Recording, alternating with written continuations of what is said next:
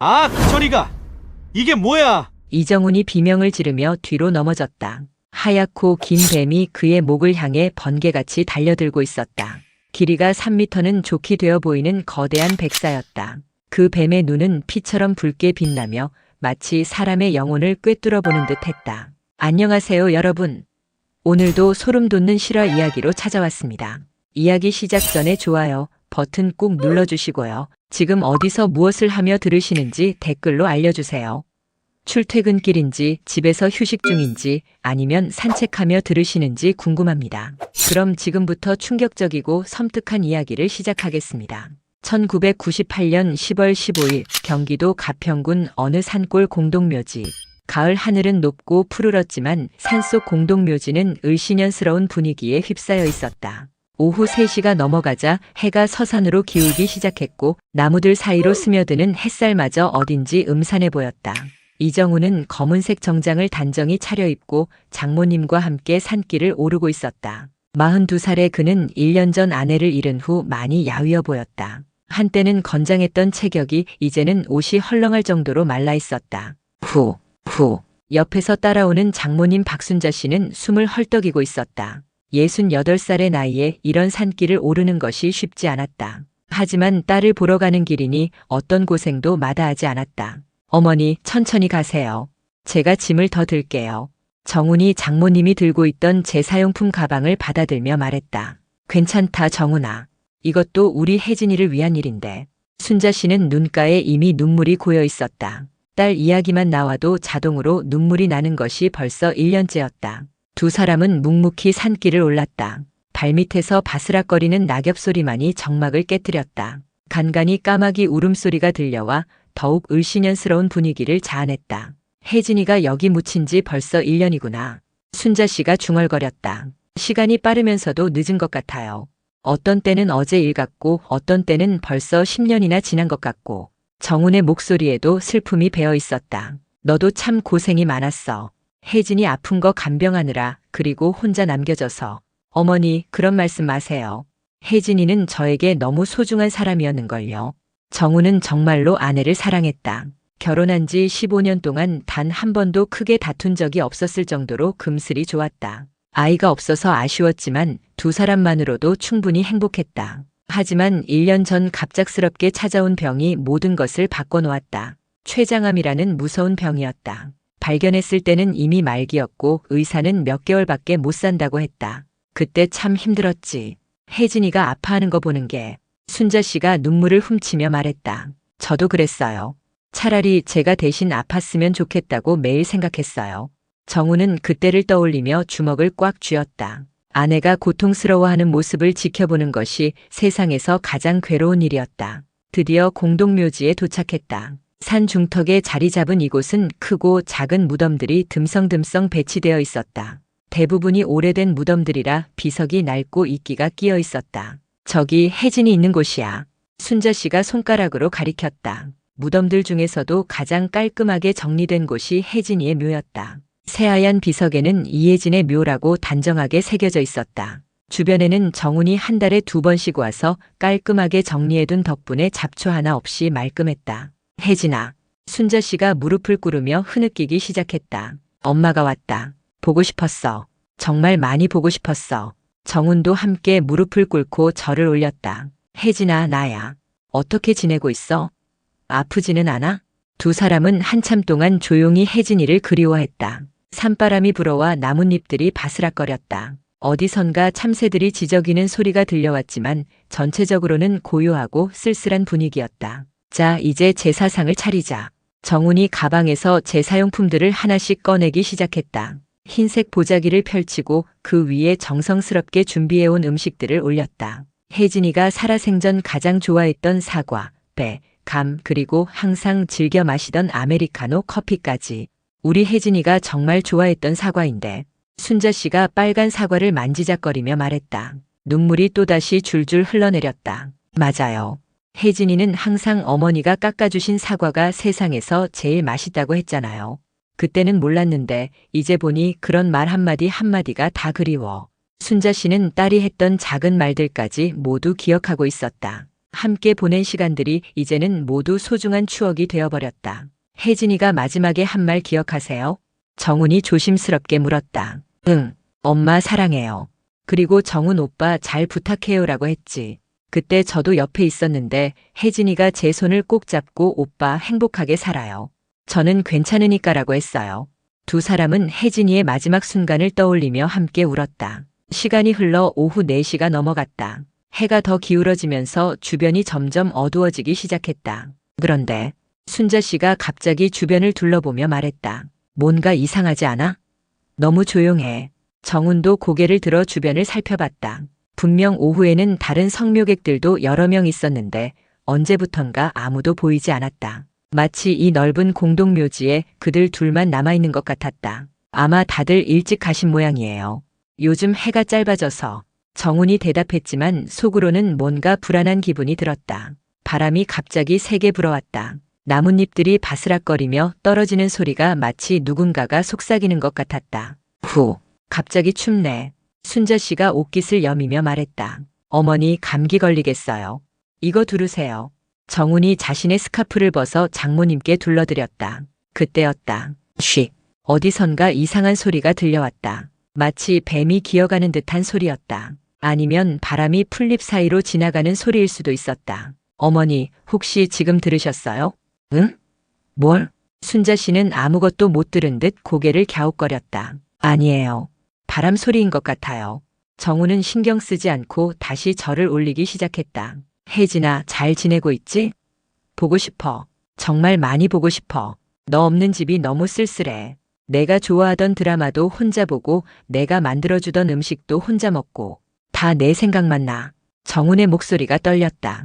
너한테 못해준 게 너무 많아. 더 많이 사랑한다고 말해줄걸. 더 많이 안아줄걸. 더 많은 추억을 만들어줄걸. 그 순간이었다. 무덤 뒤편 풀숲이 바스락거리더니 하얀 것이 번쩍 나타났다. 정훈이 고개를 들어보니 믿을 수 없는 광경이 펼쳐졌다.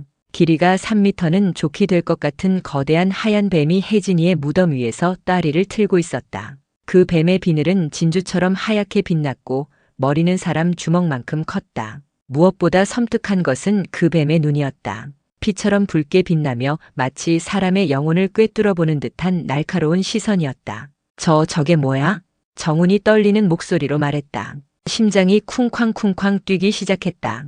뱀은 정훈을 똑바로 쳐다보며 혀를 날름거렸다. 길고 갈라진 혀가 공기 중의 냄새를 맡는 듯 했다. 그 모습이 마치 사람을 알아보는 것 같아서 더욱 섬뜩했다. 어머니, 어머니. 정훈이 순자 씨를 부르며 뒤를 돌아봤다. 그런데 순자 씨는 아무 일 없다는 듯 계속 절을 하고 있었다. 어머니, 저 뱀 안 보여요? 뱀? 무슨 뱀? 순자 씨가 고개를 들어 정훈이 가리키는 곳을 봤지만 아무것도 보이지 않는다는 표정이었다. 저기 혜진이 무덤 바로 위에 하얀 뱀이. 정훈이 다시 무덤을 보니 뱀은 더욱 크게 몸을 부풀리고 있었다. 마치 위협을 가하는 듯한 자세였다. 그리고 서서히 정훈 쪽으로 머리를 돌리며 다가오기 시작했다. 쉿, 쉿. 뱀이 내는 소리가 점점 커졌다. 위협적이면서도 어딘지 슬픈 듯한 소리였다. 이상해. 왜 나만 보이는 거지? 정훈은 당황했다. 분명히 그 거대한 백사가 바로 눈앞에 있는데 장모님은 전혀 못 보고 있었다. 뱀의 움직임이 점점 빨라졌다. 무덤 위에서 미끄러져 내려와 제사상 주변을 돌기 시작했다. 마치 정훈을 애워싸는 듯한 움직임이었다. 뭘 원하는 거야? 정훈이 겁에 질린 목소리로 중얼거렸다. 그때 뱀이 갑자기 멈춰섰다. 그리고 정훈을 똑바로 쳐다보며 입을 벌렸다. 길고 날카로운 이빨들이 드러났고 목 안쪽은 까맣게 보였다. 안 돼. 정훈이 뒤로 물러서려 했지만 발이 제사상에 걸려 휘청거렸다. 균형을 잃고 뒤로 넘어지려는 찰나였다. 바로 그때 하얀 뱀이 번개같이 달려들었다. 입을 크게 벌리고 정훈의 목을 향해 돌진했다. 아! 정훈의 절망적인 비명이 적막한 산골 공동묘지에 울려 퍼졌다. 그 소리는 산 전체를 뒤흔들듯이 크고 끔찍했다. 까마귀들이 놀라 나무에서 우르르 날아올랐고 어디선가 바람이 세게 불어와 낙엽들을 휘날렸다. 정훈아! 정훈아! 무슨 일이야? 순자 씨가 깜짝 놀라 정훈을 바라봤지만 여전히 뱀은 보이지 않았다. 사위가 혼자 바닥에 쓰러져 있을 뿐이었다. 그런데 정훈의 얼굴은 새하얗게 질려 있었고 식은땀이 줄줄 흘러내리고 있었다. 마치 진짜로 무서운 무언가를 본 것처럼. 정훈아, 괜찮아? 뭐가 무서워? 순자 씨가 정훈을 부축하며 물었다. 어머니, 뱀이, 하얀 뱀이. 정훈은 아직도 무덤 쪽을 바라보며 떨고 있었다. 그런데 이상하게도 뱀은 더 이상 보이지 않았다. 마치 처음부터 없었던 것처럼. 하지만 정훈의 가슴은 여전히 쿵쾅쿵쾅 뛰고 있었고 온몸에 식은땀이 흘러내리고 있었다. 분명히 봤다. 그 거대하고 무서운 하얀 뱀을. 그리고 그 뱀이 자신을 공격하려 했다는 것도. 도대체 왜 나만 보이는 거지? 이게 무슨 일이야? 정훈은 혼란스러웠다. 그리고 동시에 무서웠다. 이런 일이 또 일어날까봐. 해가 더욱 기울어지면서 공동묘지는 점점 어둠에 잠겨갔다. 바람이 더욱 세게 불어와 나뭇가지들이 으스스하게 흔들렸다. 어머니, 이제 내려가요. 너무 늦었어요. 정훈이 떨리는 목소리로 말했다. 그래, 그러자. 너 얼굴이 너무 안 좋아 보여. 두 사람은 서둘러 제사상을 정리하고 산을 내려가기 시작했다. 하지만 정훈은 계속 뒤를 돌아봤다. 혹시 그 하얀 뱀이 따라오지는 않을까 하는 두려움 때문이었다. 산길을 내려가면서도 정훈의 마음은 복잡했다. 혜진이와 무슨 관련이 있는 건가? 왜 혜진이 무덤에서 뱀이 나타났을까? 그리고 왜 나만 보이는 거지? 수많은 의문들이 머릿속을 어지럽혔다. 무엇보다 무서웠던 것은 그 뱀의 눈빛이었다. 마치 원한이 서린 듯한, 뭔가를 간절히 호소하는 듯한 그 붉은 눈빛이 계속 뇌리에 남아있었다. 정훈아, 오늘 일은 아무한테도 말하지 마라. 내려가는 길에 순자 씨가 갑자기 말했다. 왜요? 그냥 남들이 이상하게 생각할 것 같아서. 스트레스를 너무 많이 받아서 헛것을 본 거라고 생각할 수도 있고. 순자 씨의 말이 맞았다. 누가 이런 이야기를 믿어주겠는가. 하지만 정훈은 확신했다. 분명히 봤다. 그 무서운 하얀 뱀을. 그리고 그것이 자신을 공격하려 했다는 것도. 이것은 단순한 착각이나 환상이 아니었다. 뭔가 더 깊은 의미가 있을 것이다. 그날 밤 정훈은 잠을 이룰 수 없었다. 눈을 감으면 그 붉은 눈을 한 하얀 뱀이 자꾸 떠올랐다. 내일 다시 한번 가봐야겠다. 혼자서. 정훈은 마음속으로 결심했다. 이 일의 진실을 반드시 밝혀내겠다고. 이튿날 오후 2시 이정훈의 집. 정훈은 거실 소파에 앉아 창밖을 멍하니 바라보고 있었다. 어젯밤 한잠도 못 잔 탓에 얼굴이 누렇게 뜨고 눈은 충혈되어 있었다. 손에는 식어버린 커피잔을 들고 있었지만 한 모금도 마시지 못하고 있었다. 도대체 뭐였을까? 정훈은 계속 어제 일을 되새겼다. 그 거대한 하얀 뱀의 모습이 머릿속에서 떠나지 않았다. 특히 그 붉은 눈빛이 마치 무언가를 간절히 호소하는 듯 하면서도 원망하는 듯한 그 시선이. 핸드폰이 울렸다. 장모님이었다. 정훈아, 어제 집에 잘 들어갔지? 밤에 잠은 잘 잤어? 네, 어머니. 괜찮습니다.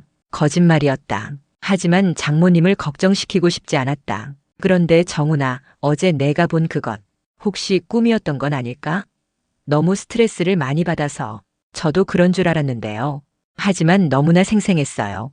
꿈이나 환상 같지 않았어요. 그럼 오늘은 일찍 쉬어. 몸조리 잘하고.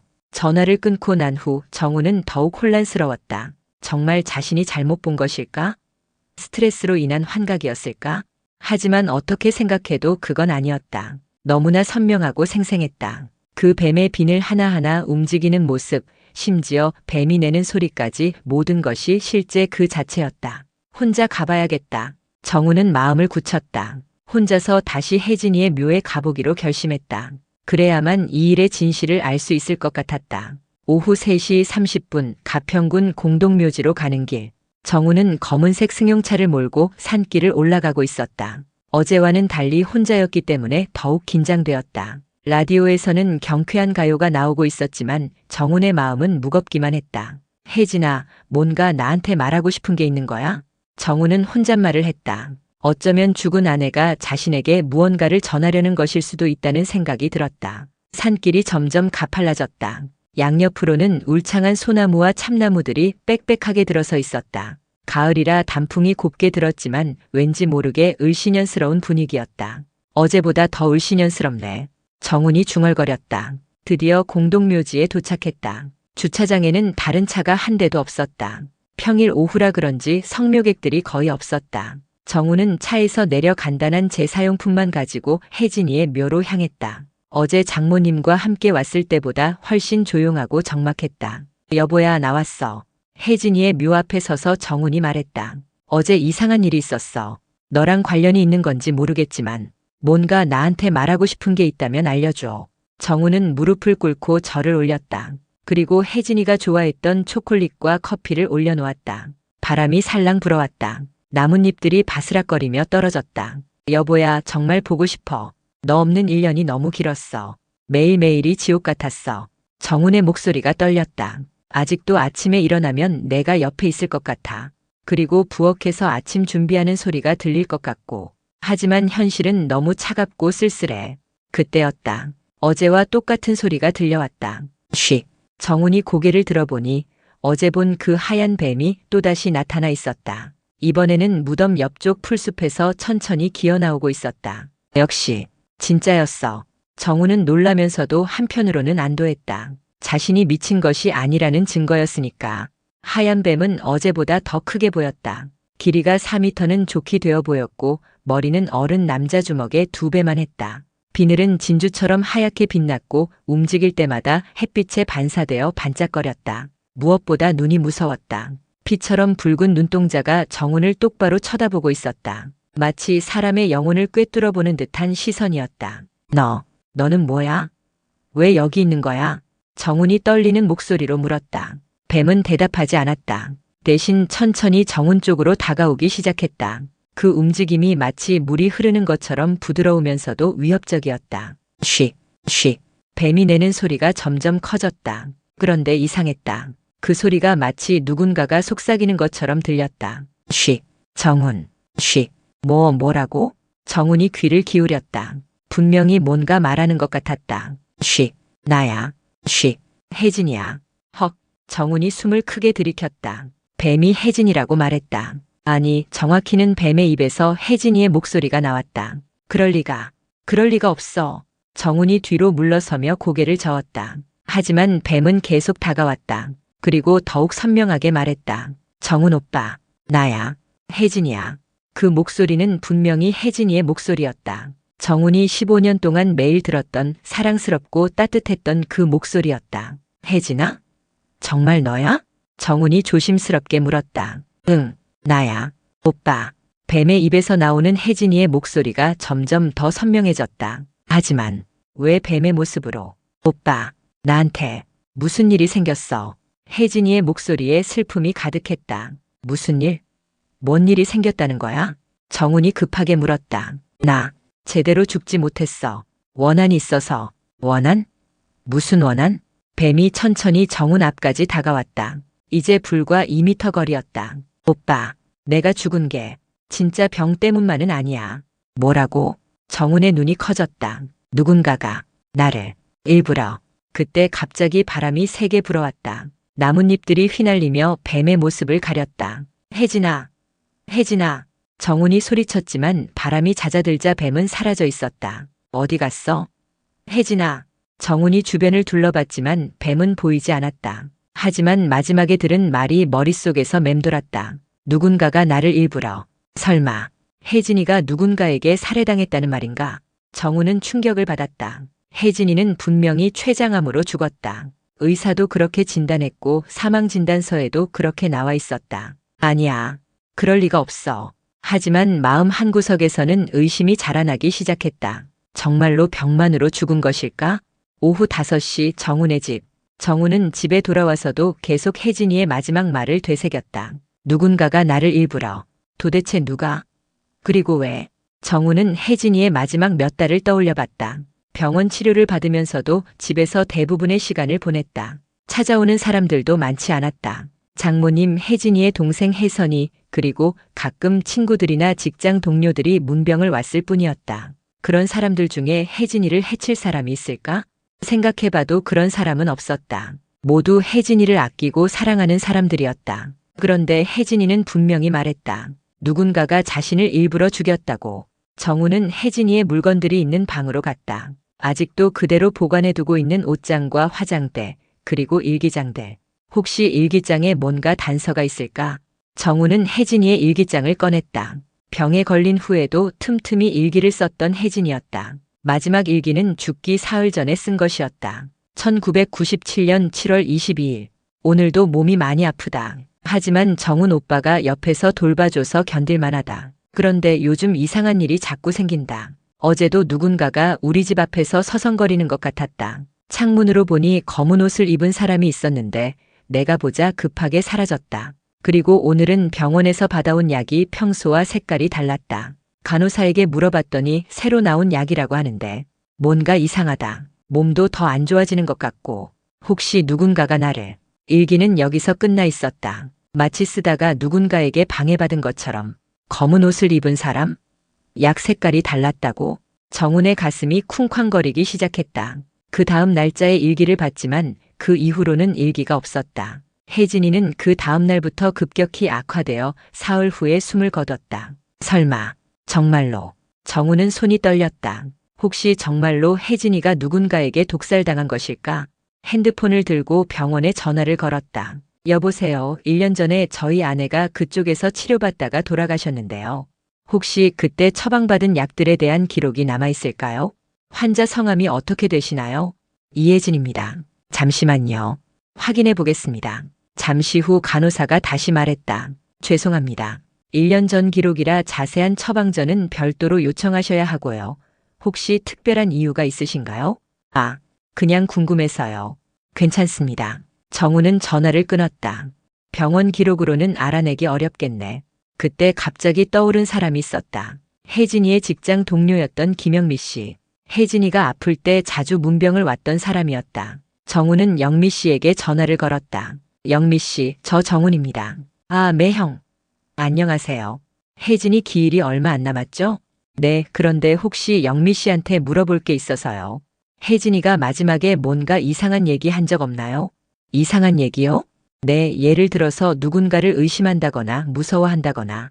전화 너머로 영미 씨가 잠시 생각하는 소리가 들렸다. 아, 생각해보니 한 번 이상한 얘기를 했어요. 어떤 얘기요? 혜진이가 요즘 자꾸 누군가가 나를 지켜보는 것 같다고 했거든요.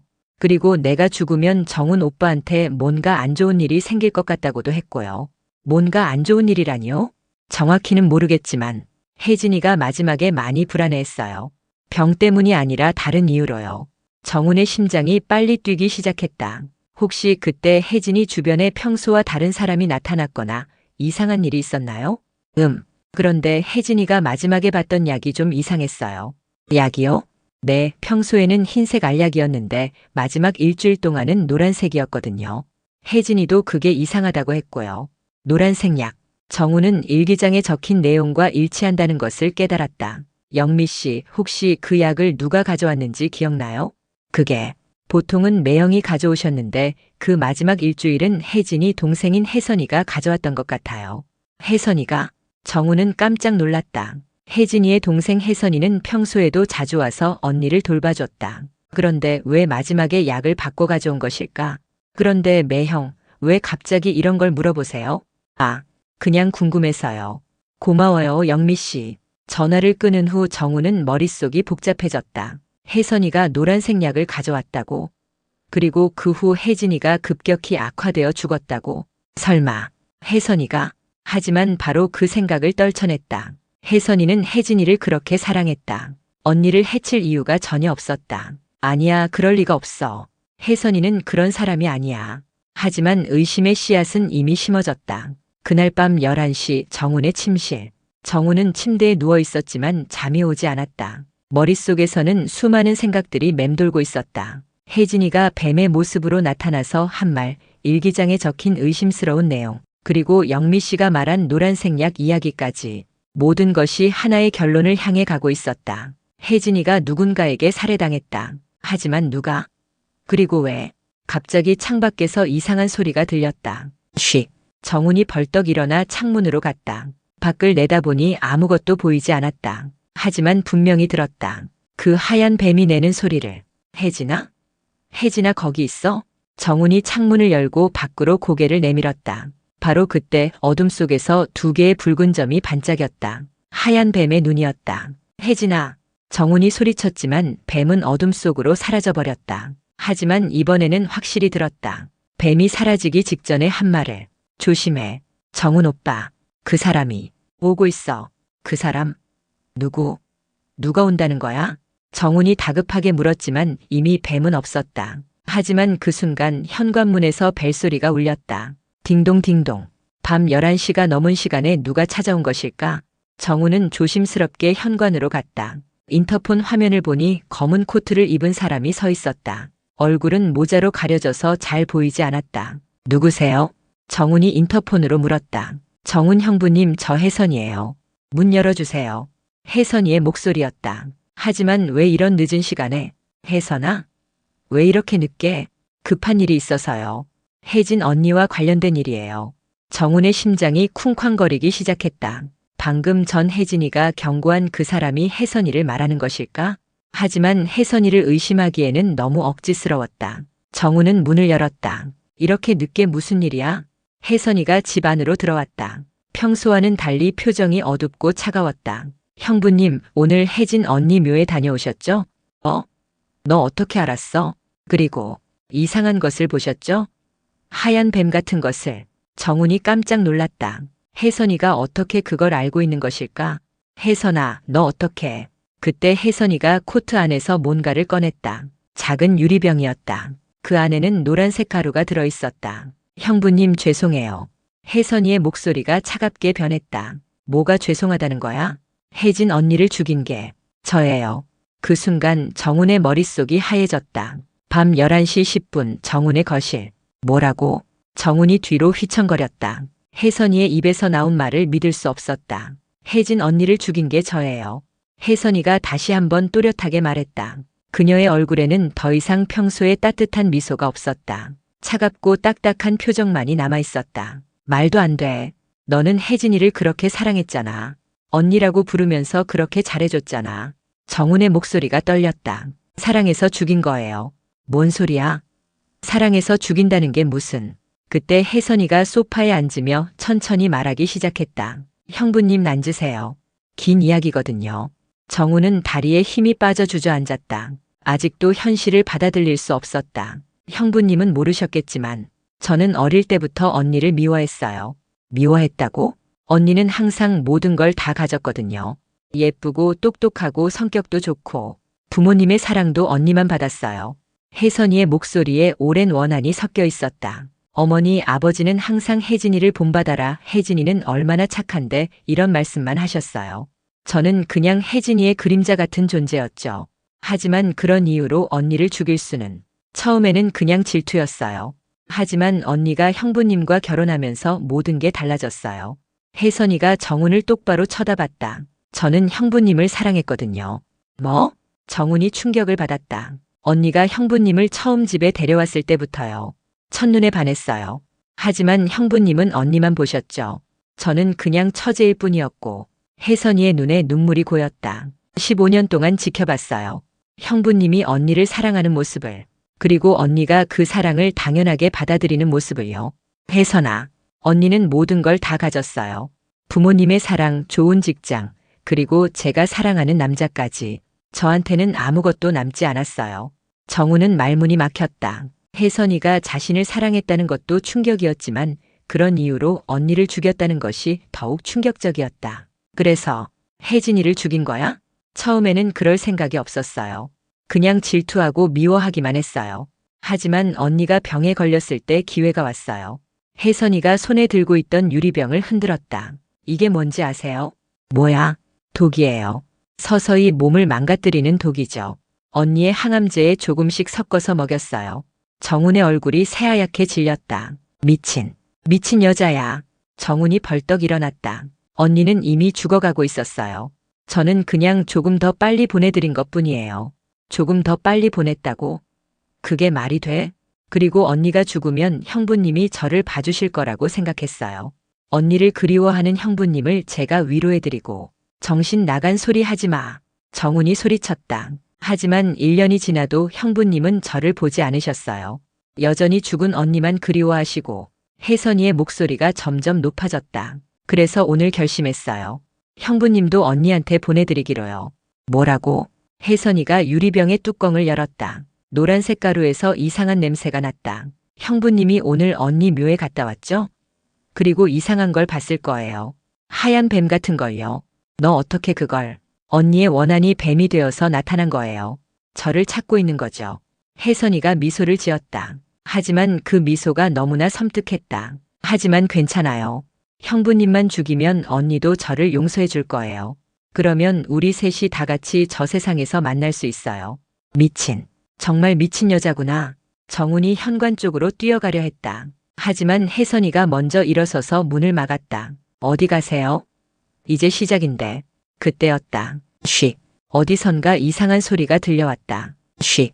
쉿. 소리가 점점 가까워졌다. 뭐야? 혜선이가 주변을 둘러봤다.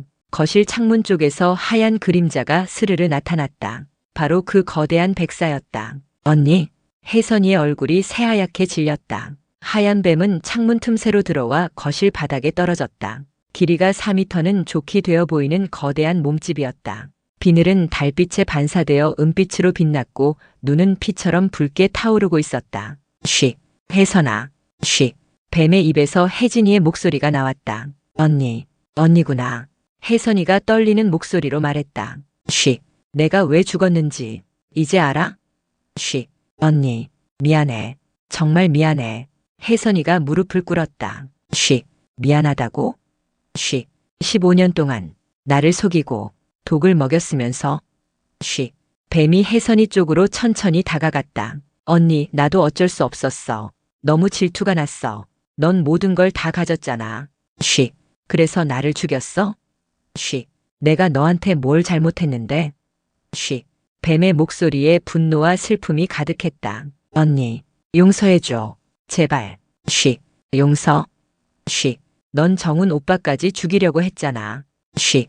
뱀이 갑자기 머리를 들어 올렸다. 그 크기가 어마어마했다. 언니 안 돼. 안 돼. 혜선이가 뒤로 물러섰다. 하지만 뱀은 계속 다가왔다. 쉿. 너도 내가 느꼈던 고통을 똑같이 느껴봐. 쉿. 바로 그때 정훈이 갑자기 뱀과 혜선이 사이에 끼어들었다. 혜진아 안 돼. 쉿. 정훈 오빠. 쉿. 왜 말려? 쉿. 복수한다고 해서 내가 살아 돌아오는 건 아니야. 그리고 너까지 죄인이 되는 거야. 쉿. 하지만 이 여자가 나를. 쉿. 알아. 나도 분해. 정말 죽이고 싶을 만큼 분해. 하지만 이렇게 해서는 안 돼. 정훈이 뱀을 바라보며 말했다. 혜진아, 내가 이런 모습으로 남아있으면 안 돼. 넌 선량하고 따뜻한 사람이었잖아. 쉿. 오빠. 쉿. 뱀의 목소리에 슬픔이 가득했다. 혜진아, 이제 그만 놓아줘. 혜선이는 법의 심판을 받게 할게. 너는 편안히 쉬어. 쉿. 하지만 오빠. 쉿. 나는 아직. 쉿. 그때 혜선이가 갑자기 일어나서 정훈을 밀쳤다. 비켜요. 어차피 다 끝난 일이에요. 혜선이가 손에 들고 있던 독가루를 정훈의 얼굴에 뿌리려 했다. 안 돼. 하지만 바로 그 순간 하얀 뱀이 번개같이 움직였다. 쉿. 뱀이 혜선이의 팔을 물었다. 아. 혜선이가 비명을 지르며 독가루를 놓쳤다. 유리병이 바닥에 떨어져 깨졌다. 쉿. 이제 끝이야. 쉿. 뱀이 혜선이를 바라보며 말했다. 언니. 혜선이가 물린 팔을 부여잡았다. 뱀의 독이 온몸으로 퍼져가는 것 같았다. 쉿. 너도 내가 느꼈던 고통을. 쉿. 언니. 미안해. 정말 미안해. 혜선이의 얼굴이 점점 파래졌다. 언니. 사실은 널 사랑했어. 질투했지만 사랑도 했어. 쉿. 혜선아. 쉿. 뱀의 목소리가 조금 부드러워졌다. 언니. 용서해줘. 제발. 용서해줘. 혜선이가 바닥에 쓰러졌다. 숨이 점점 가빠지고 있었다. 쉿. 나도 미안해. 쉿. 너를 이해해주지 못해서. 쉿. 뱀이 혜선이 곁으로 다가갔다. 언니. 쉿. 이제 끝났어. 쉿. 편안히 가. 쉿. 혜선이의 눈이 천천히 감겼다. 그리고 더 이상 움직이지 않았다. 정훈은 이 모든 상황을 멍하니 지켜보고 있었다. 두 자매가 모두 죽어가는 모습을 보는 것이 너무나 고통스러웠다. 혜진아. 정훈이 뱀을 바라봤다. 쉿. 정훈 오빠. 쉿. 이제 나도 가야 해. 쉿. 혜진아, 나는 어떻게 살아가? 쉿. 오빠는 살아야 해. 쉿. 나를 위해서 행복하게. 쉿. 뱀의 몸이 점점 투명해지기 시작했다. 혜진아, 가지마. 쉿. 사랑해. 오빠. 쉿. 항상 사랑했어. 쉿. 뱀이 완전히 사라졌다. 거실에는 혜선이의 시체만 남아 있었다. 정우는 바닥에 주저앉았다. 눈물이 줄줄 흘러내렸다. 다음날 오전 9시 경찰서. 그래서 처제분이 부인을 독살했다는 말씀이신가요? 경찰관이 믿기 어렵다는 표정으로 물었다. 네, 제가 직접 들었습니다. 혜선이가 자백했어요. 정훈이 어젯밤 일을 경찰에 신고했다. 물론 하얀 뱀 이야기는 빼고 혜선이가 자백했다는 것과 독을 가지고 왔다는 것만 말했다. 그런데 혜선 씨는 어떻게 돌아가신 건가요? 갑자기 쓰러지더니 아마 자신이 가져온 독을 실수로 마신 것 같아요. 독이라면 거기 깨진 유리병에 노란색 가루가 있을 거예요. 그걸 감정해 보시면 알 수 있을 거예요. 경찰은 현장에서 깨진 유리병과 노란색 가루를 수거했다. 그리고 혜선이의 시체도 부검을 위해 가져갔다. 일주일 후 경찰서. 이정훈 씨 감정 결과가 나왔습니다. 경찰관이 서류를 보며 말했다. 유리병에 있던 가루는 정말 독성이 강한 화학물질이었습니다. 그리고 혜선 씨의 부검 결과도 독살로 나왔고요. 그럼 제 말이 맞다는 거죠? 네, 그리고 부인의 시체도 다시 부검해봤는데 같은 성분의 독이 발견되었습니다. 정우는 안도했다. 이제 혜진이의 억울함이 풀렸다. 그런데 한 가지 이상한 게 있습니다. 뭐요? 혜선 씨가 독에 중독된 부위를 보니까 뱀에게 물린 것 같은 상처가 있었어요. 뱀이요? 네, 독리 자국이 선명하게 남아 있었습니다. 그런데 그 뱀은 어디로 간 건지 정우는 아무 말도 하지 않았다. 하얀 뱀의 정체를 말할 수는 없었다. 2주일 후 오후 3시 혜진이의 묘지. 정우는 혼자서 혜진이의 묘를 찾았다. 이번에는 두려움이 없었다. 여보야, 이제 모든 게 끝났어. 정훈이 무릎을 꿇고 절을 올렸다. 혜선이의 일도 다 밝혀졌고 너의 억울함도 풀렸어. 이제 편안히 쉴 수 있겠지? 바람이 살랑 불어왔다. 마치 혜진이가 대답하는 것 같았다. 나도 이제 새로운 삶을 살아볼게. 너를 잊지는 않겠지만 앞으로 나아갈게. 그때 무덤 위로 하얀 나비 한 마리가 날아왔다. 정훈의 어깨에 잠시 앉았다가 하늘로 날아갔다. 고마워 혜진아. 사랑해. 정훈이 일어서서 산을 내려가기 시작했다. 이제 정말로 모든 것이 끝났다는 생각이 들었다. 하지만 그때 뒤에서 누군가의 목소리가 들렸다. 잠깐만요. 정훈이 돌아보니 머리가 하얀 할머니가 서 있었다. 한복을 입고 방울과 북을 들고 있었다. 누구세요? 저는 이 동네 무당이에요. 김만신이라고 부르세요. 무당이요? 네, 며칠 전부터 이 산에서 이상한 기운이 느껴져서 올라왔는데 여기서 큰일이 있었군요. 할머니가 혜진이의 무덤을 바라보며 말했다. 죽은 분의 원한이 너무 컸어요. 그래서 이승에 머물러 있었던 거예요. 지금은 어떤가요? 지금은 많이 가라앉았어요.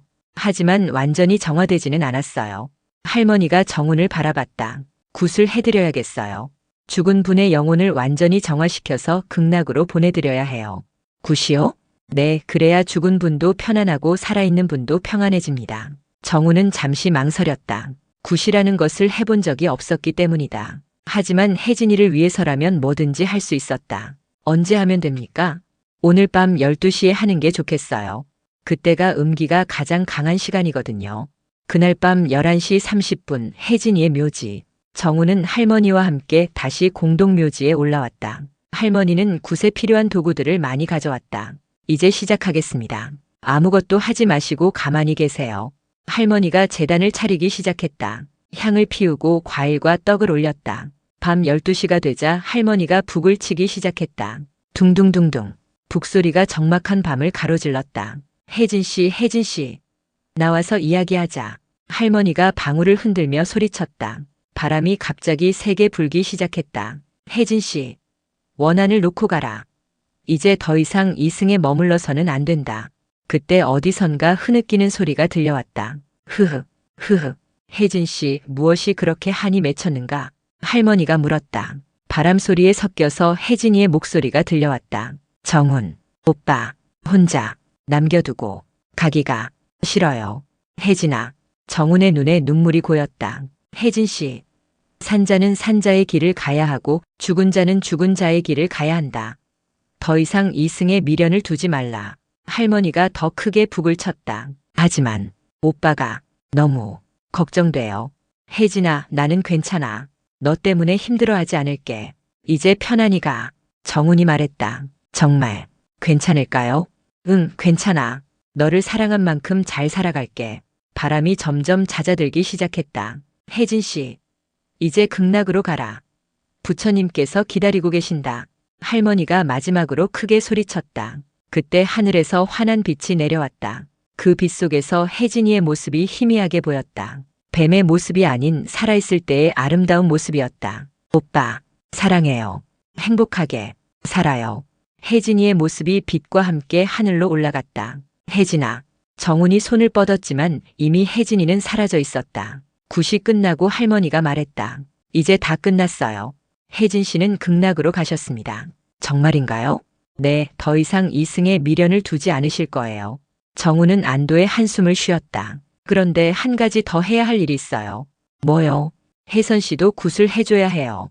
그분도 원한을 품고 죽었으니까 혹시 모르거든요. 정훈은 고개를 끄덕였다. 혜선이도 자신의 처제였으니 마지막 정도는 도와줘야겠다는 생각이 들었다. 일주일 후 혜선이의 장례식장. 혜선이의 장례식은 조용히 치러졌다. 가족들만 참석했다. 정훈도 마지막 인사를 하기 위해 왔다. 혜선아, 이제 편안히 쉬어. 너도 나름대로 고통스러웠을 거야. 정훈이 혜선이의 영정 앞에서 절을 올렸다. 미안해. 내가 내 마음을 알아주지 못해서. 그때 뒤에서 누군가가 말했다. 정훈 씨. 돌아보니 혜진이와 혜선이의 어머니인 박순자 씨였다. 어머니, 고생 많았어. 이런 일이 생길 줄 누가 알았겠니? 순자 씨의 눈은 빨갛게 부어 있었다. 두 딸을 모두 잃은 슬픔이 얼마나 클지 정훈도 짐작할 수 있었다. 어머니, 저도 혜선이를 지켜주지 못해서 죄송합니다. 아니야. 혜선이가 잘못한 거야. 언니를 그렇게 할 수는 없는 거야. 순자 씨가 눈물을 흘렸다. 하지만 그 애도 내 딸이야. 마음이 아파. 어머니, 정훈아, 너는 이제 새로운 인생을 살아. 우리 혜진이도 그걸 원할 거야. 정훈은 고개를 끄덕였다. 장례식이 끝나고 집으로 돌아가는 길에 정훈은 많은 생각을 했다. 지난 1년간 정말 많은 일이 있었다. 아내의 죽음 그리고 그 죽음에 숨겨진 진실, 복수와 용서, 그리고 마지막 이별까지. 이제 모든 것이 정말로 끝났다. 혜진이도 편안히 갔고 혜선이도 죗값을 치렀다. 정훈은 새로운 삶을 살아야 했다. 혜진이를 위해서 그리고 자신을 위해서. 한 달 후 정훈의 집. 정훈은 혜진이의 물건들을 정리하고 있었다. 이제 정말로 놓아보낼 때가 되었다고 생각했다. 옷들을 상자에 넣고 화장품들을 치우고 일기장들도 정리했다. 그런데 일기장 마지막 부분에서 이상한 것을 발견했다. 마지막 페이지에 혜진이가 쓴 글이 있었다. 만약 내가 죽게 된다면 정훈 오빠에게 말하고 싶어요. 오빠는 절대 나 때문에 슬퍼하지 마세요. 나는 오빠와 함께한 시간이 정말 행복했어요. 그 행복한 기억만으로도 충분해요. 오빠는 새로운 사랑을 찾아서 행복하게 사세요. 그것이 나에 대한 가장 큰 선물이 될 거예요. 정훈의 눈에 눈물이 고였다. 혜진아, 고마워. 정말 고마워. 정훈은 일기장을 가슴에 안고 한참을 울었다. 그리고 마음속으로 다짐했다. 이제 정말로 새로운 삶을 살아가겠다고. 혜진이가 원하는 대로. 창밖으로 따뜻한 봄바람이 불어왔다. 새로운 시작을 알리는 바람이었다. 1년 후 2000년 10월 15일 오후 2시. 정훈은 작은 꽃집 앞에서 서 있었다. 혜진이가 죽은 지 정확히 2년이 되는 날이었다. 손에는 혜진이가 가장 좋아했던 하얀 국화 꽃다발을 들고 있었다. 사장님, 이 꽃들로 할게요. 네, 좋은 선택이세요. 국화는 정말 아름다운 꽃이죠. 꽃집 사장님이 미소를 지으며 포장을 해주었다. 정훈의 모습은 1년 전과 많이 달라져 있었다. 수척했던 얼굴에 생기가 돌고 눈빛도 한결 밝아져 있었다. 무엇보다 입가에 작은 미소가 머물고 있었다. 지난 1년 동안 정훈은 정말 많은 변화를 겪었다. 혜진이의 죽음과 혜선이의 진실을 알게 된 후 처음에는 절망적이었다. 하지만 시간이 지나면서 조금씩 마음의 평화를 찾아갔다. 무엇보다 큰 변화는 새로운 일을 시작한 것이었다. 예전에는 대기업에서 회계 일을 했지만 이제는 작은 상담센터에서 일하고 있었다. 사별의 아픔을 겪은 사람들을 돕는 일이었다. 오후 3시 가평군 공동묘지. 정훈은 익숙한 산길을 올라가고 있었다. 이제는 이 길이 무섭지 않았다. 오히려 혜진이를 만나러 가는 설레는 마음이었다. 여보야, 왔어.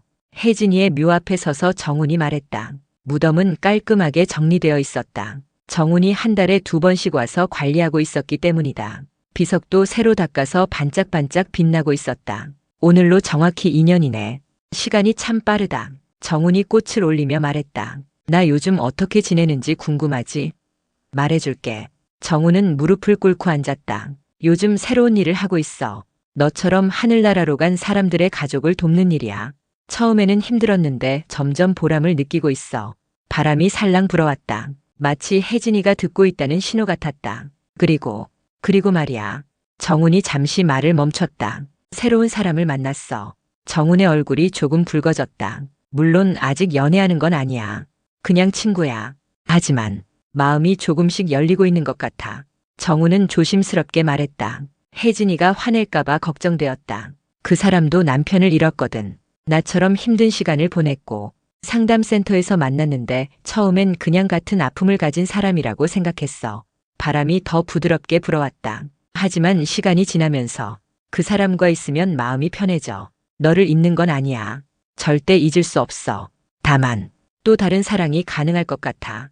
정훈이 혜진이의 일기장에서 읽었던 마지막 글을 떠올렸다. 새로운 사랑을 찾아서 행복하게 살라고 했던 혜진이의 당부를. 내가 마지막에 쓴 글 기억해? 새로운 사랑을 찾으라고 했잖아. 그 말이 계속 마음에 남아있어. 그때 갑자기 정훈의 핸드폰이 울렸다. 여보세요? 정훈 씨, 저 수연이에요. 혹시 지금 괜찮으세요? 전화를 건 사람은 박수연이었다. 상담센터에서 만난 그 여자였다. 네, 괜찮아요. 무슨 일이세요? 오늘이 정훈 씨 부인 기일이시죠? 혹시 혼자 계시면 나중에 차라도 한잔 하실래요? 정훈은 잠시 망설였다. 혜진이 앞에서 다른 여자와 약속을 잡는 것이 어색했다. 네, 좋아요. 저녁에 연락드릴게요. 네, 그럼 나중에 봐요. 전화를 끊고 정훈이 혜진이의 무덤을 바라봤다. 미안해, 여보야. 이상하게 생각하지 마. 그냥 친구야. 하지만 정훈의 마음속에서는 묘한 감정이 일고 있었다. 수연이에 대한 감정이 단순한 우정을 넘어서고 있다는 것을 스스로도 느끼고 있었다. 오후 4시 산길을 내려가며 정훈이 산을 내려가고 있을 때 갑자기 뒤에서 누군가가 불렀다. 정훈 씨. 돌아보니 지난번 구슬해줬던 김만신 할머니가 서 있었다. 할머니, 어떻게 여기에? 아, 정훈 씨. 오늘 혜진 씨 기일이라서 한번 와봤어요. 할머니가 혜진이의 묘 쪽을 바라보며 말했다. 혜진 씨 잘 가셨나 봐요. 기운이 완전히 정화되었어요. 그렇다니 다행이네요. 그런데 정훈 씨, 요즘 새로운 인연이 있으시죠? 정훈이 깜짝 놀랐다. 어떻게 하셨어요? 보이거든요. 정훈 씨 주변에 새로운 기운이 느껴져요. 여자 기운이요. 할머니가 미소를 지었다. 괜찮아요. 혜진 씨도 원하는 일이에요. 정말인가요? 네, 분명해요. 죽은 사람은 산 사람이 행복하기를 원하거든요. 할머니의 말에 정훈은 마음이 한결 가벼워졌다. 하지만 조심하세요. 뭘요? 아직 완전히 끝나지 않은 일이 있어요. 무슨 일이요? 할머니가 심각한 표정이 되었다. 혜선 씨 말이에요. 그분의 영혼이 아직 완전히 정화되지 않았어요. 혜선이가요? 네, 분노와 원한이 너무 컸거든요. 구술했지만 완전히 사라지지 않았어요. 정훈의 얼굴이 어두워졌다. 그럼 또 무슨 일이 생기는 건가요? 잘 모르겠어요. 하지만 조심하시는 게 좋겠어요. 특히 새로운 인연과 관련해서요. 새로운 인연과요? 혜선 씨가 생전에 정훈 씨를 사랑했잖아요. 그 감정이 죽어서도 남아있을 수 있어요. 할머니의 말에 정훈은 섬뜩함을 느꼈다. 그럼 어떻게 해야 하죠? 일단은 조심하시고 이상한 일이 생기면 연락하세요. 할머니가 명함을 주었다. 그리고 가능하면 혜선 씨를 위한 굿을 한 번 더 해드리는 게 좋겠어요. 저녁 7시 작은 카페. 정훈은 수연과 함께 카페에 앉아 있었다. 수연은 37살의 초등학교 교사였다. 남편을 교통사고로 잃고 3년째 혼자 살고 있었다. 오늘 힘들지 않으셨어요? 수연이 따뜻한 눈빛으로 물었다. 처음에는 힘들었는데 이제는 괜찮아요. 오히려 혜진이와 좋은 시간을 보낸 것 같아서 기분이 좋았어요. 그렇게 생각하시니 다행이에요. 수연도 따뜻한 미소를 지었다. 수연 씨는 어떠세요? 남편 생각 많이 나시죠? 요즘은 많이 좋아졌어요. 처음 1년은 정말 지옥 같았는데 두 사람은 서로의 아픔을 이해하고 있었다. 같은 경험을 했기 때문에 말하지 않아도 마음이 통했다. 정훈 씨, 저희가 이렇게 만나는 것 죄스럽지 않으세요? 수연이 조심스럽게 물었다. 처음에는 그랬어요. 하지만 이제는 괜찮아요. 죽은 사람도 산 사람이 행복하기를 원할 거니까요. 저도 그렇게 생각해요. 두 사람이 서로를 바라보며 미소를 짓는 순간이었다. 갑자기 카페의 불이 깜빡거리기 시작했다. 이상하네요. 수연이 주변을 둘러봤다. 그런데 정우는 뭔가 이상한 기운을 느꼈다. 차가운 바람이 불어오는 것 같았다. 수연 씨, 우리 나가요. 왜요? 그냥 뭔가 이상해요. 두 사람이 카페를 나오려는 순간 갑자기 수연이 비명을 질렀다. 아! 수연이 갑자기 넘어졌다. 마치 누군가가 밀친 것 같았다. 수연 씨. 정훈이 수연을 부축했다. 괜찮아요? 발목이 아파요. 수연의 발목이 삐었다. 하지만 아무도 건드리지 않았는데 갑자기 넘어진 것이 이상했다. 병원에 가요. 정훈이 수연을 부축해서 병원으로 갔다. 병원에서 저녁 9시. 다행히 심하지 않네요. 며칠 쉬시면 괜찮을 거예요. 의사가 엑스레이를 보며 말했다. 고마워요, 정훈 씨. 바쁘실 텐데 여기까지 와주시고. 뭘요? 당연한 거죠. 정훈이 수연을 집까지 데려다 주었다. 들어가세요. 내일 병원에 다시 가야 하니까 연락드릴게요. 네, 고마워요. 수연이 집으로 들어가고 정훈이 차로 돌아가려는 순간이었다. 갑자기 뒤에서 누군가가 속삭였다. 정훈, 오빠. 정훈이 깜짝 놀라 뒤를 돌아봤다. 하지만 아무도 없었다. 혜선아? 정훈이 조심스럽게 불렀다. 오빠, 왜? 다른 여자와 함께 있어요? 바람 소리에 섞여서 혜선이의 목소리가 들려왔다. 혜선아, 너 아직도 여기 있는 거야? 오빠는 제 거예요. 다른 여자한테 줄 수 없어요. 목소리가 점점 더 선명해졌다. 혜선아, 그러면 안 돼. 너는 이미 죽었어. 이승에 더 이상 머물러서는 안 된다고. 싫어요. 오빠 곁에 있고 싶어요. 그때 갑자기 바람이 세게 불기 시작했다. 가로등이 깜빡거리고 나뭇잎들이 휘날렸다. 혜선아. 정훈이 소리쳤지만 바람이 잦아들자 모든 것이 조용해졌다. 하지만 정훈은 확신했다. 혜선이의 영혼이 아직 이승에 남아있다는 것을. 다음 날 아침 정훈의 집. 정훈은 잠을 설쳤다. 밤새 혜선이 생각이 나서 잠들 수 없었다. 아침에 일어나서 수연에게 전화를 걸었다. 수연 씨, 안녕하세요. 어떠세요? 아, 정훈 씨. 많이 좋아졌어요. 걸을 수 있을 정도로요. 다행이네요. 그런데 어제 집에 들어가신 후에 이상한 일 없었어요? 이상한 일이요? 네, 뭔가 기분 나쁜 일이나. 생각해보니 밤에 자꾸 누군가가 문을 두드리는 소리가 났어요. 하지만 나가보니 아무도 없더라고요. 정훈의 심장이 빨리 뛰기 시작했다. 혹시 다른 이상한 일도 있었나요? 그리고 꿈에서 계속 어떤 여자가 나타나서 내 남자에게서 떨어져라고 하더라고요. 얼굴은 잘 안 보였는데 정훈은 혜선이의 짓이라는 것을 확신했다. 수연 씨, 오늘 시간 되시면 만날 수 있을까요? 중요한 얘기가 있어요. 네, 좋아요. 오후 2시 공원. 정훈은 수연과 함께 조용한 공원에서 만났다. 수연 씨, 제가 말씀드릴 이야기가 믿기 어려우실 수도 있어요. 무슨 얘기인데요? 정훈은 혜선이의 이야기를 차근차근 설명했다. 혜진이를 죽인 것, 자신을 사랑했던 것, 그리고 죽은 후에도 영혼이 남아있다는 것까지. 그래서 어제 수연 씨가 넘어진 것도, 밤에 문을 두드린 것도 모두 혜선이의 짓일 가능성이 높아요. 수연은 처음에는 믿기 어렵다는 표정이었다. 정말 그런 일이 있었던 거예요? 네, 저도 처음에는 믿기 어려웠어요. 하지만 직접 경험했으니까요. 그럼 우리가 만나는 것을 방해하려는 거군요. 그런 것 같아요. 수연이 잠시 생각하더니 말했다. 그럼 어떻게 해야 하죠? 굿을 다시 해야 할 것 같아요. 혜선이의 영혼을 완전히 정화시켜서 저 세상으로 보내야 해요. 언제요? 빠를수록 좋을 것 같아요. 혜선이가 더 강해지기 전에요. 그때 갑자기 수연이 고개를 들었다. 저기, 저 여자 보이세요? 정훈이 수연이 가리키는 곳을 봤다.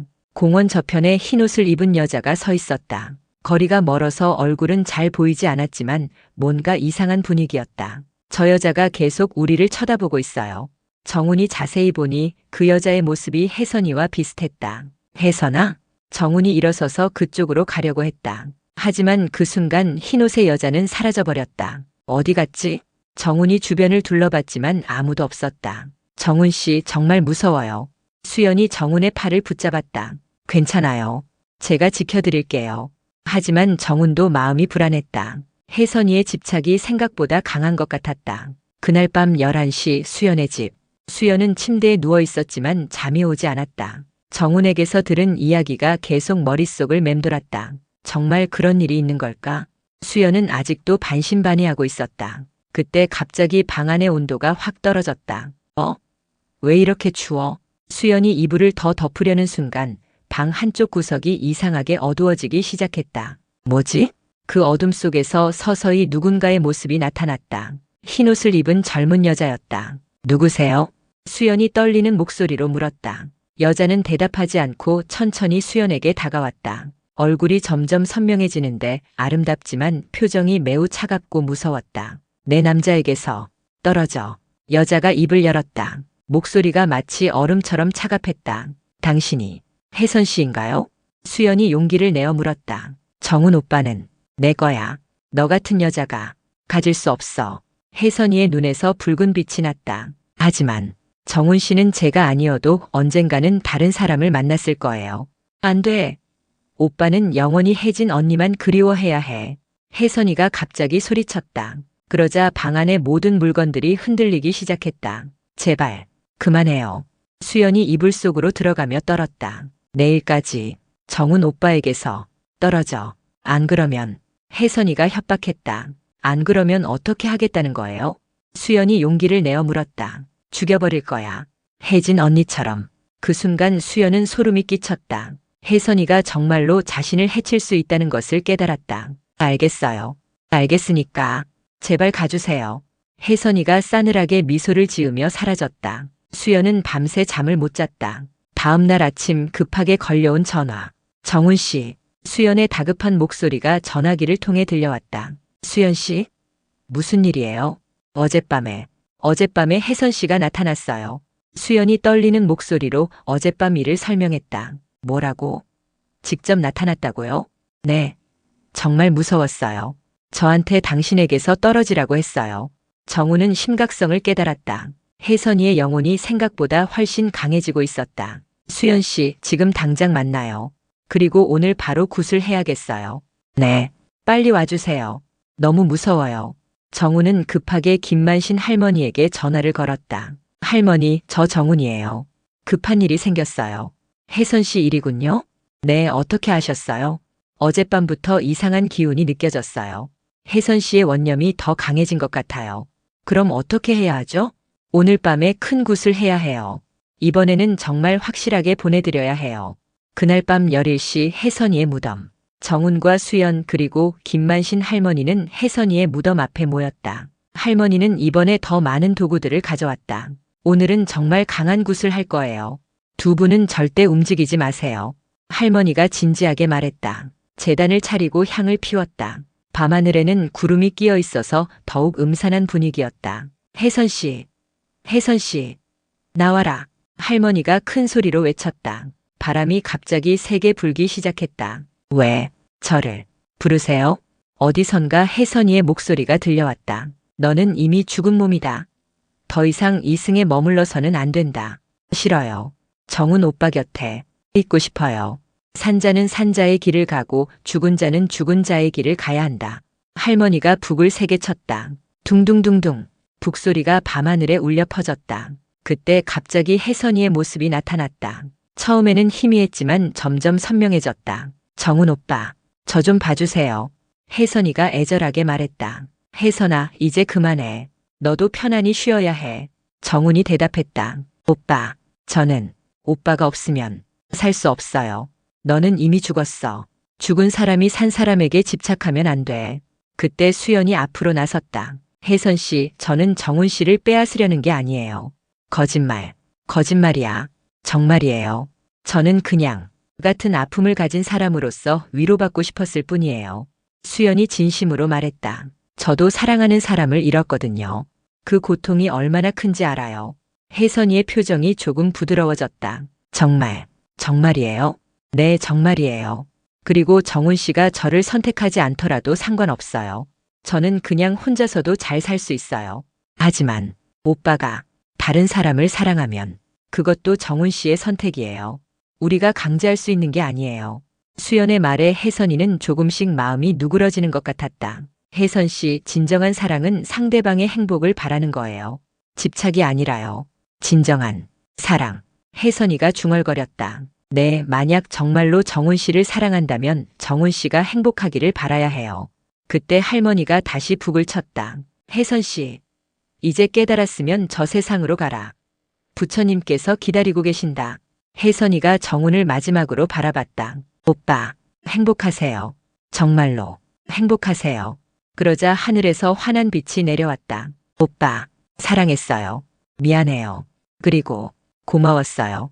혜선이의 모습이 빛과 함께 하늘로 올라갔다. 혜선아, 정훈의 눈에 눈물이 고였다. 굿이 끝나고 할머니가 말했다. 이제 정말로 끝났어요. 혜선 씨도 극락으로 가셨습니다. 한 달 후 작은 식당에서 정훈과 수연은 조용한 식당에서 저녁을 먹고 있었다. 혜선이의 굿이 끝난 후 한 달 동안 아무 일도 없었다. 이제 정말 평안해진 것 같아요. 수연이 미소를 지으며 말했다. 네, 저도 그런 것 같아요. 정훈도 한결 편안한 표정이었다. 정훈 씨, 저희 이제 어떻게 하죠? 수연이 조심스럽게 물었다. 어떻게 하긴요? 저희 관계 말이에요. 정훈은 잠시 생각했다. 천천히 해요. 서두를 필요 없잖아요. 네, 저도 그렇게 생각해요. 두 사람은 서로를 바라보며 미소를 지었다. 하지만 한 가지는 확실해요. 정훈이 말했다. 뭐요? 저는 이제 새로운 사랑을 받아들일 준비가 되었어요. 혜진이도 혜선이도 이제 편안히 갔으니까요. 저도요. 그날 밤 정훈은 오랜만에 편안한 잠을 잤다. 꿈에서 혜진이가 나타나서 미소를 지으며 말했다. 오빠 행복해요. 정말 행복해요. 2001년 4월 15일 봄날의 결혼식장. 따뜻한 봄 햇살이 스며드는 작은 웨딩홀에 하얀 드레스를 입은 수연이 서 있었다. 그녀의 얼굴에는 행복한 미소가 가득했다. 신랑 대기실에서는 정훈이 넥타이를 매며 거울을 보고 있었다. 정말 이래도 괜찮을까? 정훈이 중얼거렸다. 혜진이가 죽은 지 3년 반, 이제 새로운 사람과 결혼을 한다는 것이 아직도 조금은 어색했다. 그때 문이 열리며 박순자 씨가 들어왔다. 혜진이의 어머니였다. 정훈아, 준비 다 됐어? 네, 어머니. 그런데 정훈이 망설였다. 괜찮다, 정훈아. 우리 혜진이도 원하는 일이야. 순자 씨가 정훈의 어깨에 손을 올리며 말했다. 어머니, 너 혼자 평생 살 수는 없잖아. 혜진이가 마지막에 뭐라고 했는지 기억하지? 정훈은 혜진이의 마지막 말을 떠올렸다. 새로운 사랑을 찾아서 행복하게 살라고 했던 그 말을. 혜진이도 수연이를 좋아할 거야. 착하고 따뜻한 사람이잖아. 감사합니다, 어머니.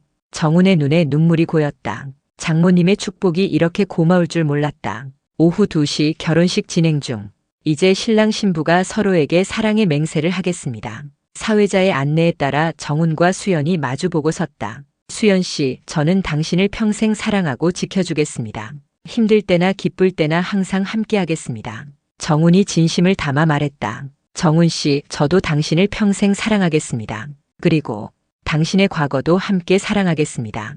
수연의 말에 하객들이 감동했다. 특히 과거도 함께 사랑하겠다는 말이 뭔가 특별한 의미가 담겨 있다는 것을 느꼈다. 반지를 교환하고 키스를 하는 순간 갑자기 웨딩홀에 따뜻한 바람이 불어왔다. 창문이 열려 있지 않았는데도 말이다. 정훈은 그 바람 속에서 익숙한 향기를 맡았다. 혜진이가 즐겨 사용하던 향수 냄새였다. 혜진아, 축복해주는 거지. 정훈이 마음속으로 말했다. 바람과 함께 어디선가 작은 목소리가 들려오는 것 같았다. 축하해요, 오빠. 정말 축하해요. 정훈의 눈에서 눈물이 흘러내렸다. 기쁨의 눈물이었다. 저녁 7시 신혼여행 출발 전. 결혼식이 끝나고 정훈과 수연은 제주도로 신혼여행을 떠나기 전 잠시 혜진이의 묘에 들렀다. 여보야, 나 결혼했어. 정훈이 무덤 앞에 무릎을 꿇으며 말했다. 수연이라는 정말 좋은 사람을 만났어. 너처럼 착하고 따뜻한 사람이야. 수연도 옆에서 함께 절을 올렸다. 언니 안녕하세요. 저 수연이에요. 정훈 씨를 잘 사랑하겠습니다. 바람이 살랑 불어왔다. 마치 혜진이가 대답하는 것 같았다. 그리고 언니를 잊지 않겠어요. 정훈 씨의 마음 한구석에는 항상 언니가 있을 거예요. 저는 그것도 함께 사랑하겠습니다. 수연의 말에 정훈은 깊이 감동했다. 이런 이해심 깊은 사람을 만난 것이 정말 감사했다. 혜진아, 고마워. 정말 고마워. 수연이 같은 사람을 보내줘서. 정훈이 혜진이의 비석을 쓰다듬으며 말했다. 그때 무덤 위로 하얀 나비 2마리가 날아왔다. 한동안 맴돌다가 하늘 높이 올라갔다. 언니가 축복해 주시는 것 같아요. 수연이 미소를 지으며 말했다. 1년 후 산부인과 병원. 축하드려요. 건강한 아기예요. 의사가 미소를 지으며 말했다. 정말요? 수연이 눈을 크게 뜨며 물었다. 네, 임신 7주 정도 되셨어요. 정훈과 수연은 서로를 바라보며 환하게 웃었다. 여보, 우리 아기가 생겼어요. 수연이 정훈의 손을 꼭 잡았다. 정말 감사해요. 정훈의 눈에 기쁨의 눈물이 고였다. 병원을 나오는 길에 정훈이 말했다. 혜진이한테 알려줘야겠어요. 그래요. 언니도 기뻐하실 거예요. 그날 오후 혜진이의 묘지. 혜진아, 큰 소식이 있어. 정훈이 흥겨운 목소리로 말했다. 우리한테 아기가 생겼어. 내가 이모가 되는 거야. 바람이 따뜻하게 불어왔다. 혜진 언니, 저희 아기 잘 지켜봐 주세요. 수연도 함께 기도했다. 아이 이름은 뭘로 할까? 정훈이 수연에게 물었다. 남자아이면 혜준이, 여자아이면 혜린이 어때요? 언니 이름에서 한 글자씩 따서. 좋은 생각이에요. 정훈이 고개를 끄덕였다. 그때 갑자기 바람이 세게 불며 벚꽃 꽃잎들이 휘날렸다. 마치 축하의 꽃비를 내려주는 것 같았다. 7개월 후 분만실. 으앙. 건강한 울음소리와 함께 아기가 태어났다. 딸이에요. 건강한 딸입니다. 간호사가 기쁘게 알려주었다. 혜린이, 우리 혜린이. 정훈이 아기를 안으며 눈물을 흘렸다. 여보, 혜린이가 언니를 닮았어요. 수연이 힘들어하면서도 미소를 지었다. 정말로 아기는 혜진이를 닮은 것 같았다. 특히 눈매가 그랬다. 혜진 언니가 우리 딸을 보내주신 것 같아요. 수연이 말했다. 그럴지도 모르지. 정훈도 그런 생각이 들었다. 100일 후 혜린이와 함께 성묘. 100일이 된 혜린이를 데리고 정훈과 수연은 혜진이의 묘를 찾았다. 혜진 이모야, 혜린이 왔어. 정훈이 아기를 안고 무덤 앞에 섰다. 으아. 혜린이가 웃으며 손을 흔들었다. 마치 누군가를 보고 있는 것 같았다. 어머, 혜린이가 누구한테 인사하는 것 같아요. 수연이 신기해했다. 혜진 이모한테 인사하는 거겠지. 정훈이 미소를 지었다. 그때 혜린이가 갑자기 까르르 웃기 시작했다. 아무것도 없는 공간을 보면서 말이다. 혜진아, 혜린이 보러 자주 와. 정훈이 중얼거렸다. 바람이 부드럽게 불어와 혜린이의 머리카락을 살짝 흔들었다. 3년 후 혜린이의 첫 번째 생일. 혜린이는 이제 돌이 된 건강하고 예쁜 아이로 자라났다. 성격도 밝고 사람들을 잘 따랐다. 혜린아, 이모 사진 보자. 정훈이 혜진이의 사진을 혜린이에게 보여줬다. 이모. 혜린이가 손가락으로 사진을 가리키며 웃었다. 신기하게도 혜린이는 혜진이의 사진을 보면 항상 좋아했다. 마치 아는 사람을 보는 것처럼. 혜린이가 진짜 혜진 이모를 알아보는 것 같아요. 수연이 말했다. 그런 것 같아요. 아이들은 순수해서 보이지 않는 것도 볼 수 있다고 하잖아요. 그날 밤 혜린이를 재우려고 하는데 아이가 침실 한 구석을 보며 웃고 있었다. 안녕. 혜린이가 손을 흔들었다. 혜린아, 누구한테 인사해? 정훈이 물었다. 이모. 혜린이가 명확하게 대답했다. 정훈과 수연은 서로를 바라봤다. 정말로 혜진이가 와서 혜린이를 돌봐주고 있는 것 같았다. 5년 후 혜린이의 6번째 생일. 혜린이는 이제 6살이 된 똑똑하고 예쁜 아이로 자랐다. 유치원에서도 인기가 많았고 그림 그리기를 특히 좋아했다. 아빠, 저 그림 그렸어요. 혜린이가 자신이 그린 그림을 보여줬다. 그림에는 아빠, 엄마, 자신 그리고 한 명이 더 그려져 있었다. 혜린아, 이 사람은 누구야? 정훈이 4번째 사람을 가리키며 물었다. 혜진 이모요. 이모가 항상 우리랑 같이 있잖아요. 혜린이가 천진난만하게 대답했다. 정훈과 수연은 또 한 번 놀랐다. 혜린아, 이모가 어떻게 생겼는지 말해볼까? 이모는 예쁘고 친절해요. 그리고 항상 웃고 있어요. 아빠랑 엄마를 사랑한다고 했어요. 혜린이의 말에 정훈의 눈에 눈물이 고였다. 혜린아, 이모가 뭐라고 하던? 혜린이를 사랑한다고 해요. 그리고 아빠 엄마를 잘 사랑하라고 해요. 그날 밤 정훈과 수연은 오랫동안 이야기했다. 정말 신기해요. 혜린이가 언니를 볼 수 있나 봐요. 그런 것 같아요. 아이들은 어른보다 더 순수하니까요. 언니가 우리 가족을 지켜주고 있는 것 같아서 든든해요. 저도 그래요. 10년 후 혜린이의 16번째 생일. 혜린이는 이제 고등학생이 된 아름다운 소녀로 자랐다. 정말로 혜진이를 많이 닮았다. 아빠, 저 혜진 이모에 대해서 더 자세히 알고 싶어요. 혜린이가 말했다. 그래? 왜? 그냥. 어릴 때부터 계속 함께 계셨던 것 같은데 이모에 대해 잘 모르잖아요. 정우는 혜린이가 자랄 때까지 기다렸다가 혜진이의 이야기를 들려주기로 결심했다. 혜린아, 이모 이야기를 해줄게.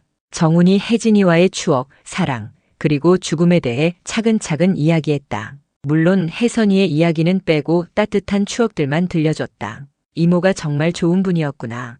혜린이가 감동하며 말했다. 그래, 이모는 정말 천사 같은 사람이었어. 그럼 제가 이모를 닮았다는 건 정말 좋은 일이네요. 당연하지. 아빠는 혜린이가 이모를 닮아서 정말 자랑스러워. 그날 밤 혜린이는 일기장에 이렇게 썼다. 혜진 이모, 저를 지켜봐 주셔서 감사해요. 이모가 얼마나 좋은 분인지 오늘 알게 되었어요. 저도 이모처럼 착하고 사랑이 많은 사람이 될게요. 그리고 아빠 엄마를 잘 사랑할게요. 20년 후 혜린이의 결혼식. 시간이 흘러 혜린이는 이제 28살이 된 아름다운 신부가 되었다. 정우는 67살이 되었지만 여전히 건강했고 수연과 함께 행복한 노년을 보내고 있었다. 아빠, 저 결혼해도 될까요? 혜린이가 웨딩드레스를 입고 정훈에게 물었다. 물론이지. 우리 혜린이가 이렇게 예쁘게 자라서 좋은 사람 만나니까 아빠가 얼마나 기쁜지 몰라. 정훈의 눈에 눈물이 고였다. 그런데 아빠, 혜진 이모도 축하해 주실까요? 당연하지. 이모가 누구보다 기뻐하실 거야. 결혼식이 진행되는 동안 갑자기 따뜻한 바람이 불어왔다. 그리고 어디선가 은은한 향기가 났다. 정우는 그 향기를 알고 있었다. 혜진이의 향기였다. 혜진아, 우리 딸 예쁘지? 잘 키웠지? 정훈이 마음속으로 말했다. 바람이 더욱 따뜻하게 불어왔다. 마치 대답하는 것 같았다. 혜린이도 그 바람을 느꼈는지 하늘을 올려다보며 미소를 지었다. 감사해요, 이모. 혜린이가 작은 목소리로 말했다. 그날 저녁 혜진이의 묘지에서 결혼식이 끝나고 정훈과 수연 그리고 혜린이는 혜진이의 무덤을 찾았다. 이모, 저 결혼했어요. 혜린이가 웨딩드레스를 입은 채로 무덤 앞에 무릎을 꿇었다. 정말 좋은 사람을 만났어요. 이모처럼 착하고 따뜻한 사람이에요. 바람이 살랑 불어왔다. 그리고 아빠 엄마를 이렇게 잘 키워주셔서 감사해요. 저는 정말 행복했어요. 정훈과 수연도 함께 절을 올렸다. 혜진아, 우리 딸 잘 키웠지? 내가 지켜봐줘서 이렇게 예쁘게 자랐어. 언니 혜린이가 이렇게 좋은 아이로 자란 건 언니 덕분이에요. 그때 무덤 위로 하얀 나비들이 날아왔다. 마치 축복하는 것 같았다. 이모, 저 아이가 생기면 이모 이름도 넣어서 지을게요. 혜린이가 말했다. 바람이 더욱 따뜻하게 불어왔다. 30년 후 정훈의 마지막 순간. 정훈은 이제 87살이 되었다. 몸이 많이 약해져서 병원에 입원해 있었다. 수연과 혜린이 그리고 혜린이의 아이들이 모두 곁에 있었다. 할아버지 괜찮으세요? 혜린이의 딸 혜린이가 혜진 이모의 이름을 따서 지었다가 걱정스럽게 물었다. 괜찮다. 괜찮아. 정훈이 힘겹게 대답했다. 여보, 고생 많았어요. 수연이 정훈의 손을 꼭 잡으며 말했다. 나도 행복했어. 수연 씨 만나서 정말 행복했어. 정훈의 목소리가 점점 작아졌다. 아빠 사랑해요. 혜린이가 눈물을 흘리며 말했다. 혜린아, 너 덕분에 아빠가 얼마나 기뻤는지 몰라. 그때 갑자기 병실이 따뜻해졌다. 그리고 은은한 향기가 났다. 정훈은 그 향기를 알고 있었다. 혜진아, 온 거야? 정훈이 허공을 바라보며 미소를 지었다. 다른 사람들에게는 보이지 않았지만 정훈에게는 혜진이가 보였다. 젊고 아름다운 모습 그대로. 오빠 수고했어요. 정말 고생 많았어요. 혜진이가 따뜻하게 미소를 지었다. 혜진아, 보고 싶었어. 저도 보고 싶었어요. 그동안 정말 잘 살았어요. 혜린이, 잘 키웠지? 네, 정말 잘 키우셨어요. 제가 항상 지켜보고 있었거든요. 정훈의 얼굴에 평화로운 미소가 떠올랐다. 이제 함께 갈 수 있어? 네, 함께 가요. 혜진이가 정훈의 손을 잡았다. 정훈이 마지막으로 가족들을 바라봤다. 모두 사랑해. 행복하게 살아. 그리고 조용히 눈을 감았다. 장례식장에서 정훈의 장례식에는 정말 많은 사람들이 왔다. 그가 도움을 줬던 사별 가족들, 상담센터 동료들, 그리고 이웃들까지. 정훈 씨는 정말 좋은 분이었어요. 혜진 씨 일로 힘들어 하시다가도 다른 사람들을 위해 항상 애쓰셨죠. 혜린이를 정말 잘 키우셨어요. 사람들의 추도사가 이어졌다.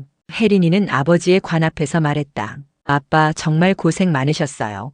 아빠 덕분에 저는 세상에서 가장 행복한 딸이었어요. 그리고 이제 혜진 이모와 함께 계시니까 더 이상 외로우시지 않을 거예요. 저희는 아빠가 가르쳐 주신 대로 사랑하며 살아갈게요.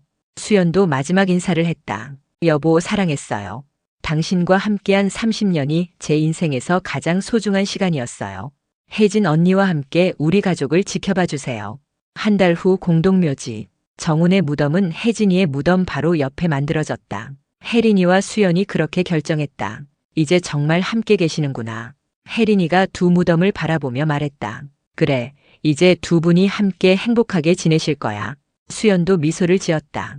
바람이 따뜻하게 불어왔다. 그리고 하늘에서 햇살이 두 무덤을 비췄다. 아빠, 이모 사랑해요. 혜린이가 말했다. 어디선가 따뜻한 웃음소리가 들리는 것 같았다. 현재 혜린이의 집. 이제 50대가 된 혜린이는 자신의 아이들에게 할아버지와 혜진 이모의 이야기를 들려주고 있었다. 할아버지와 혜진 이모는 정말 아름다운 사랑을 했단다. 그리고 진정한 사랑은 상대방의 행복을 바라는 거야. 혜진 이모는 할아버지가 새로운 사랑을 찾기를 원했고 할아버지도 그런 이모의 마음을 이해했어. 아이들이 진지하게 들었다. 그래서 우리 가족이 지금 이렇게 행복한 거구나. 맞아. 혜진 이모의 사랑과 희생이 있었기 때문이야. 그리고 할아버지와 할머니의 사랑도 있었고. 혜린이는 창밖을 바라봤다. 따뜻한 봄바람이 불고 있었다. 아빠, 이모 감사해요. 이렇게 사랑이 가득한 가족으로 만들어주셔서.